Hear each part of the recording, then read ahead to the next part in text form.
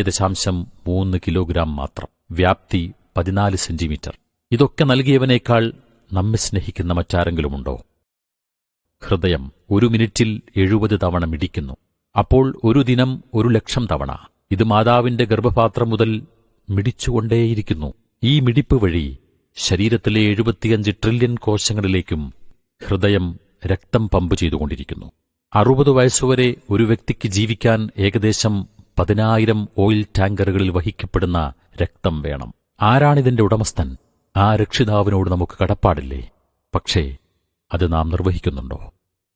രക്തക്കുഴലുകൾ. ഒരു മനുഷ്യ ശരീരത്തിലെ രക്തക്കുഴലുകളുടെ നീളം 96,560 കിലോമീറ്റർ.